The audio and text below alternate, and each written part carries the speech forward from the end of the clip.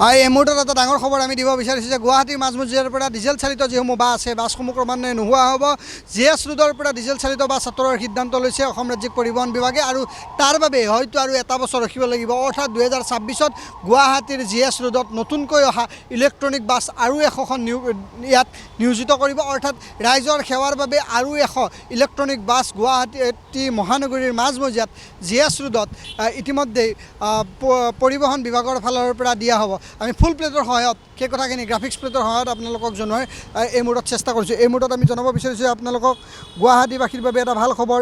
গুৱাহাটীত আহি আছে অত্যাধুনিক বাছ। গুৱাহাটীৰ মাজমজিয়াৰ পৰা ক্ৰমাৎ নাইকিয়া হ'ব ডিজেল চালিত বাহন। ডিজেল চালিত বাহন নোহোৱা কৰাৰ বাবে এই মুহূৰ্তত ব্যৱস্থা লৈছে। গ্ৰীণ কৰিডৰৰ দিশেৰে আগবাঢ়িছে GS ৰোড।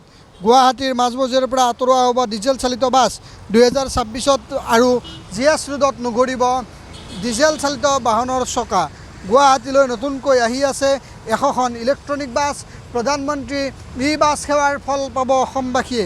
শীঘ্ৰেই প্ৰদূষণমুক্ত গুৱাহাটীৰ লক্ষ্যৰে আগবাঢ়িব গুৱাহাটী।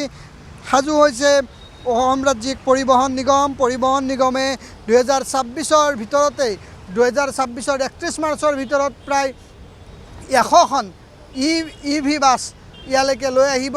ইয়াৰে প্ৰথম কিস্তিৰ যি 40খন বাছ, সেই 40খন বাছ অক্টোবৰ মাহতে গুৱাহাটী আহি পাব। ইয়াৰ উপৰিও গুৱাহাটীৰ বিভিন্ন প্ৰান্তত চাৰ্জিং পইণ্টৰ ব্যৱস্থা কৰিব, যাতে EV বাহনসমূহৰ কোনো ধৰণৰ চাৰ্জিঙৰ অসুবিধা নহয়, তাৰ প্ৰতি গুৰুত্ব দিছে অসম ৰাজ্যিক পৰিবহণ বিভাগে। কেইবাখনো জিলাত ইতিমধ্যে চাৰ্জিং ষ্টেচন নিৰ্মাণ কৰি থকা হৈছে, ক'ৰবাত নিৰ্মাণ সম্পূৰ্ণ হৈছে, কিন্তু তাৰ মাজতে ডাঙৰ খবৰটো হৈছে যে গুৱাহাটীৰ মাজমজিয়াত আৰু আপুনি দেখা নাপাব পাৰে ডিজেল চালিত বাহনসমূহ। ডিজেল চালিত বাছ, ডিজেল চালিত চিটি বাছ আৰু নাথাকিব গুৱাহাটী মহানগৰীত। GS ৰোডক গ্ৰীণ কৰিডৰ হিচাপে নিৰ্মাণ কৰাৰ বাবে পৰিকল্পনা লৈছে পৰিবহণ বিভাগে আৰু সেইবাবে হয়তো GS ৰোডৰ পৰা আঁতৰাই দিয়া হ'ব এইসমূহ ডিজেল চালিত বাছ আৰু যাৰ ঠাইত তেওঁলোকে দিব অত্যাধুনিক ইলেক্ট্ৰনিক বাছ। ইতিমধ্যে প্ৰায় প্ৰস্তুতি সম্পূৰ্ণ হৈছে।